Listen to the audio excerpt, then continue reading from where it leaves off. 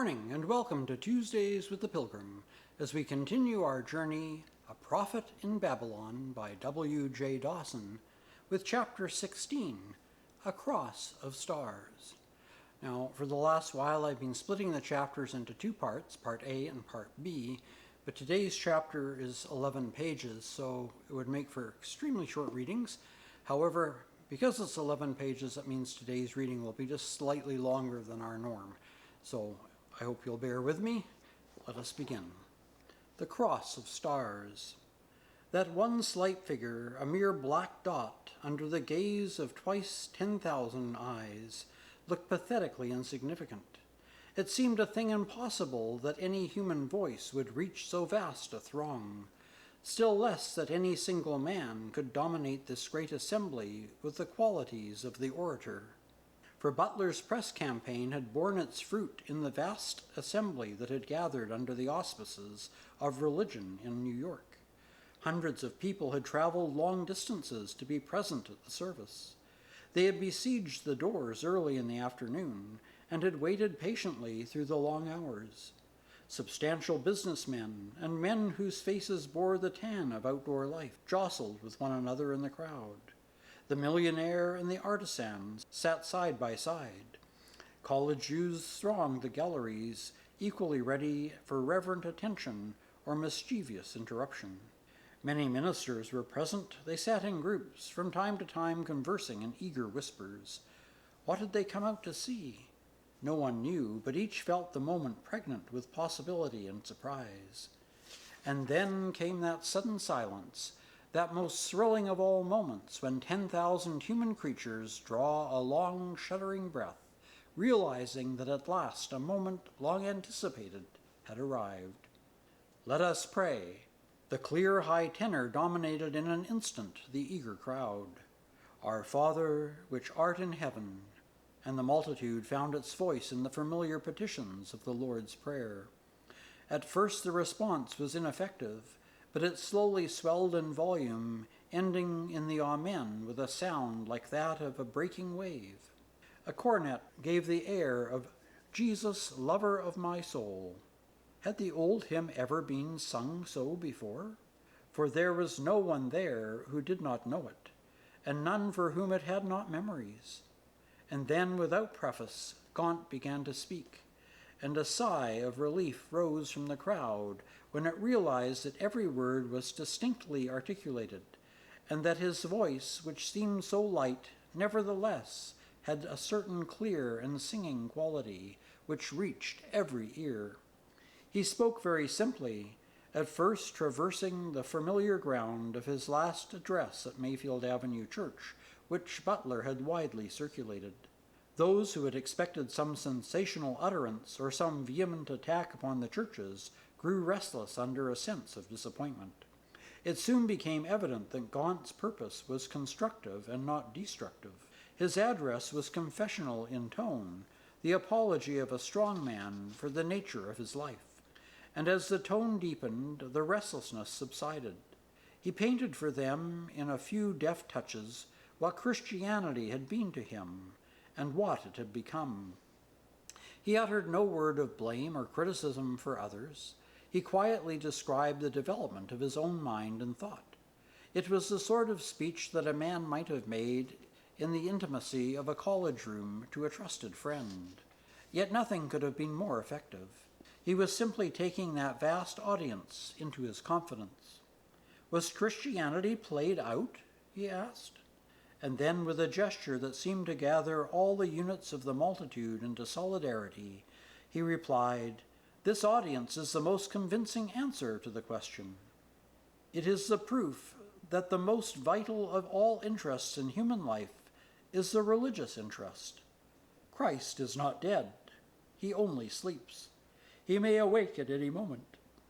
And this is the day of resurrection. From the tomb of the outworn tradition and convention, he is coming forth in the indestructible vitality of ideas which cannot die. The rust-worn hinges give way, the doors roll back. Behold him, for he is here." So vivid were the words that it seemed as though an actual vision met the eyes of the silent crowd. They leaned forward, surprised, thrilled, expectant. "It is even as the greatest poet of modern thought has said," he continued. "The good Lord Jesus has not had his day. It has only dawned. It will come by and by. The eastern sun shines upon an empty tomb, and the day grows strong." A wave of strong emotion swept across the multitude. The college boys in the gallery hung forward open-mouthed. The rhetorician had often triumphed in this vast auditorium, but everyone felt that here was more than rhetoric. Here was a believing man, a man wholly convinced, and his power of conviction dominated the minds of those who heard him, compelling their assent. There was every man of mind represented in that great array of men and women, the curious, the flippant, the skeptical, the serious, the hostile. Yet at that moment each realized with more or less the intensity that religion was, after all, the most vital thing in the world. Perhaps the noblest power of the orator is to suggest the presence in other minds of thoughts which they themselves do not discern, to give them form and to interpret them. It was precisely this triumph that Gaunt achieved. The passionate moment passed, leaving behind it tingling nerves, and then in clear, incisive tones, Gaunt began to analyze the reason for the apparent failure of existing Christianity. It was the most difficult part of his task, and he knew it. Had he been bitter or satirical, he might have failed. He would at once have antagonized the larger part of his audience, for the larger part was nominally Christian. He took instead the one course which could have succeeded. He appealed to the best instincts of his audience, to the nobler part in their hearts. He spoke the truth, but it was in love. Were they, the Christian people, really contented with their own conventional Christianity? Could they conceive nothing better? If their master should then and there enter the auditorium, dust-stained, weary, bearing on his shoulders the heavy cross, would they welcome him? Would they even recognize him?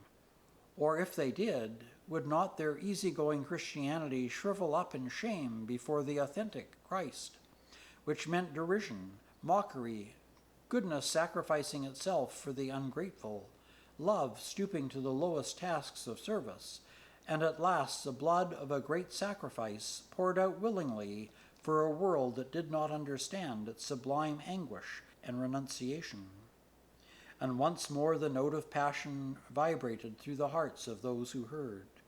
Many eyes were turned instinctively towards the doors of the auditorium, as though they expected to see the actual entrance of the Master with the cross.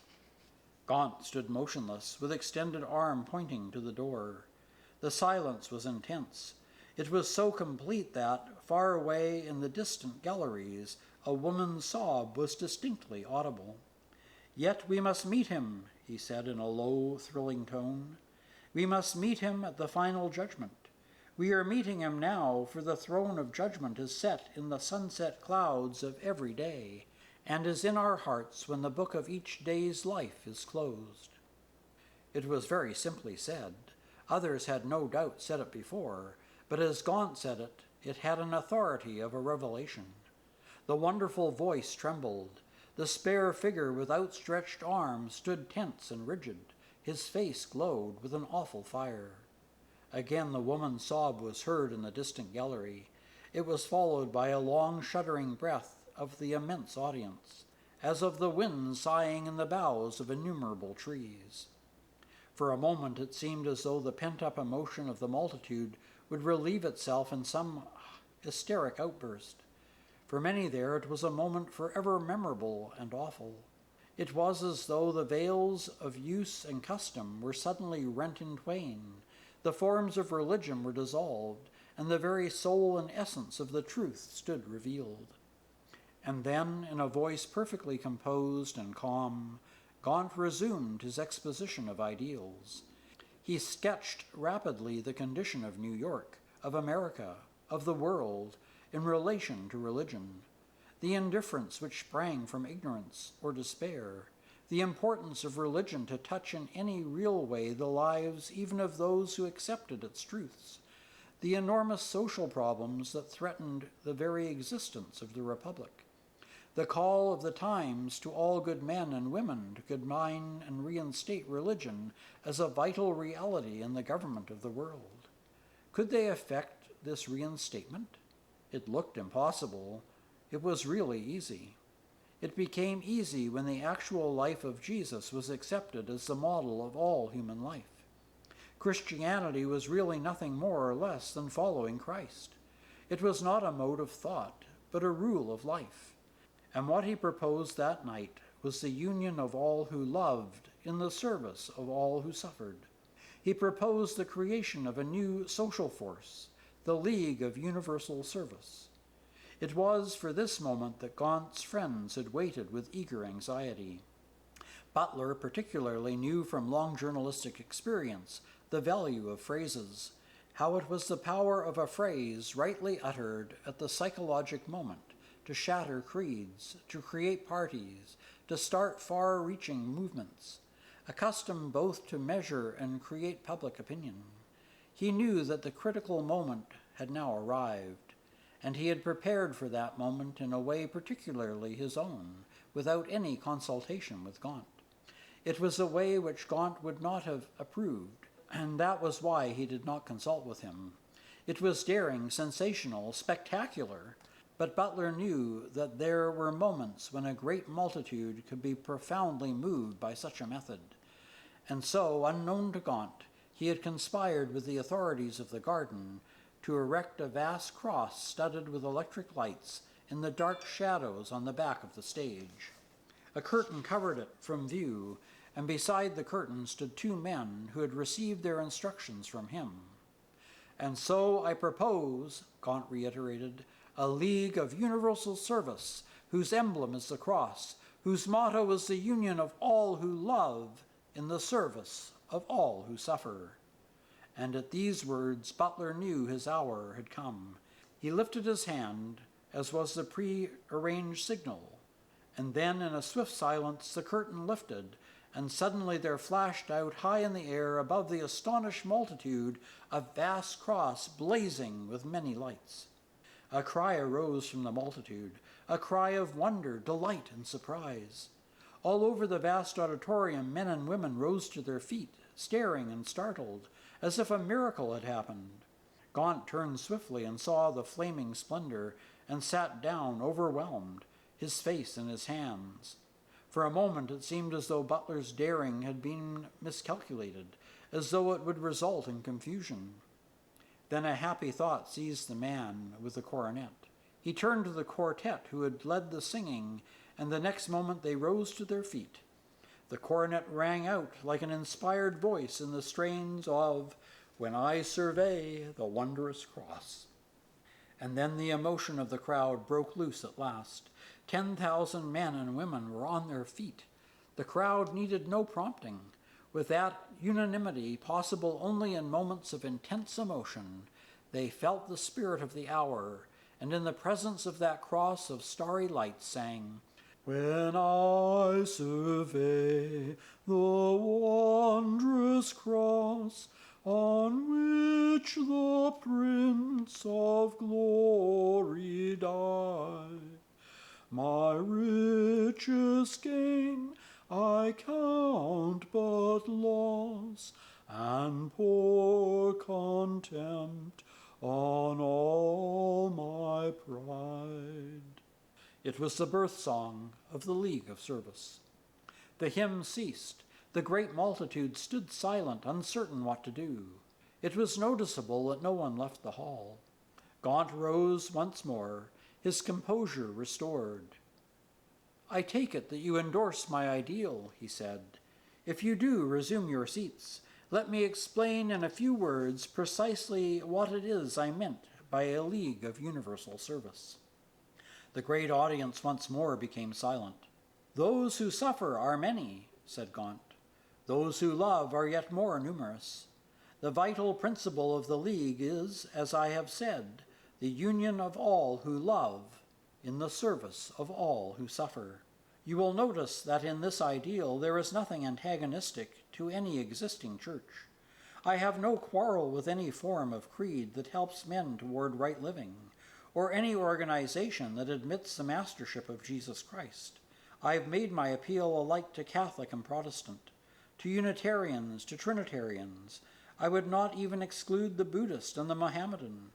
I make my appeal to men of no fixed religious creed, who nevertheless admit the principle of altruism in human conduct. The bond is not words, but deeds. The aim is the expression of a spirit and principle, not of a theology. It is a vast confederacy of kindness which I contemplate. Of that confederacy there can, however, be but one head. Jesus Christ alone has the right or the primacy of this confederacy. It is his, but because no one has loved mankind as he loved, no one has done for man what he has done, no example of self-sacrifice and love can equal his. You will ask me if I have any precise and definite plan of action to lay before you. I have. I desire first to enroll all who are ready to join the League, as one would enroll volunteers for war if a great national peril threatened us. Those who so enroll themselves will pledge themselves to allow no day to pass without some positive act of service for others. In every district of a city, or in every town or every village where the League is established, the members will meet for a weekly conference in order to determine the best means of organized effort by which the principles of the League can be applied to the needs of their locality.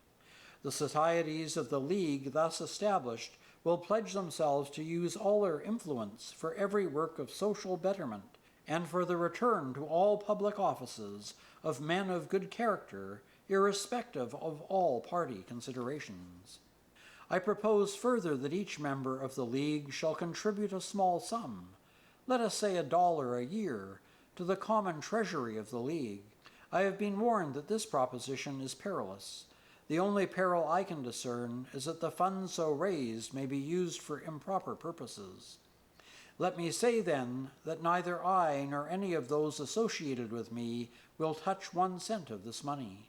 It will be used in its entirety for the work of the League, and every cent will be strictly accounted for. This is not a rich man's movement. It must not be financed by rich men. It is a people's movement. It exists for the people. It must be supported by the people, and hence I fix the annual subscription so low that the poorest can afford it. I propose further that every man and woman joining the League shall wear some simple badge. Men were proud to wear the Grand Army badge. They should be prouder still to wear the badge of the Grand Army of Jesus Christ, to belong to the divine salvage corps of humanity. And tonight I have found what that badge should be. He pointed to the illuminated cross. It shall be a cross with stars upon it. The cross shall symbolize the sacrifice love makes for others. The stars shall symbolize the light eternal that shines upon the road of service. And they that turn so many to righteousness shall shine as stars, as the brightness of the firmament forever and ever. If inspiration still means anything in human life, surely this was Gaunt's inspired moment. He had been ignorant of Butler's device. It had taken him by surprise. But when the cross blazed out above the people, when they rose as one and sang, "When I survey the wondrous cross," he felt once more, as he had so often felt of late, that he was the servant of events rather than their creator. He shared the deep emotion of the crowd. He realized that all great movements are born out of emotional moments. The barriers of conventionalism, which he might in vain have sought to break down with words, had suddenly fallen of themselves when the most sacred symbol known to man suddenly flashed upon the crowd. It was the very suddenness of the vision that had shaken men, that had lifted them out of themselves, that had given the concrete form to his idealism. 20 centuries of love and heroic passion, interpreted in the noblest lives known to history, saluted them in this illuminated cross. In that moment, he had suddenly realized that no truer, no more poignant and suggestive badge of the League he wished to form could be found than a cross of stars. Gaunt's declaration that the cross would be the symbol of the League marked the triumphant moment of this memorable evening. Once more the vast audience rose to its feet. It was a simultaneous movement, a spontaneous recognition of the birth of a new world force. In the perfect silence which ensued, Gordon stepped to the front of the steps. "I am an old man," he said. "My life may be a matter of moments. I wish to give every moment that is still mine to the work of the League. I ask for the privilege of being the first to write my name upon its muster roll." "And I will be second," said Butler. And then from every part of the hall, men and women pressed forward in a continuous line. An hour passed, and still the enrollment went on. Again and again the crowd broke into song, returning at intervals to that great hymn, "When I Survey the Wondrous Cross," which alone seemed to express the deepest sentiment of the hour. Many had left the auditorium, but so vast was the throng outside that their places were immediately filled with newcomers. "What is it all about?" asked one of these newcomers, a roughly dressed man with a strong voice. "It's a kind of league," replied a boyish voice from the gallery. "You are to pay $1 and love everybody." "I guess that's cheap at the price," said the man in his strong voice. "Put my name down, mister." To these latecomers Gaunt again expounded the objects of the League. Brief and fragmentary as these expositions were, yet they made their impression. It was near midnight. Gaunt, unaware of physical fatigue, still stood at his post, welcoming each fresh volunteer, and still a cross of stars blazed overhead, as in conscious triumph. At last the meeting closed. Butler's usually impassive face glowed with emotion. 5,000 persons at least must have joined us," he said. "At this rate in a year we shall have 1,000,000. He gathered up sheet after sheet covered with names. These names represented almost every phase of society. The addresses given were Fifth Avenue mansions and East Side tenement houses. "Come," said Butler as he led Gaunt away. "There can be no sleep for either of us tonight. I must go at once to the office. You will do well to go through these lists immediately and enumerate them." A cornet gave the first bar of the doxology. There were still in the house some thousands of people to sing it. And so back to the House of Joy went Gaunt and his little band of workers. It had been a night of triumph. The League of Universal Service was founded. And as Gaunt once more looked from his window across the square, he knew that the vision he had had of Christ stooping over New York in yearning love was no hallucination. The stars shone clear. A soft wind whispering of spring moved through the trees in the square. But though he saw no longer a divine man, whose diaphanous robes trailed in dim light above the city, yet he heard more clearly than he had ever heard the irresistible voice which proclaimed, "Lo, I am with you alway, even unto the end of the world. Master, this is thy city, this is thy work," he cried. "Use me as thou wilt, but only use me." And again the voice replied, "Lo, I am with you alway, even unto the end of the age." And the stars paled, the eastern glory grew and widened. The day was once more at the dawn. It shone upon that long path of labor and endeavor which Gaunt must tread to make his dreams come true. And Gaunt bowed his head and accepted his vocation. And that's the end of chapter 16. Next week we'll continue with chapter 17, Olivia's Choice. Until then, take care, stay safe, and God bless.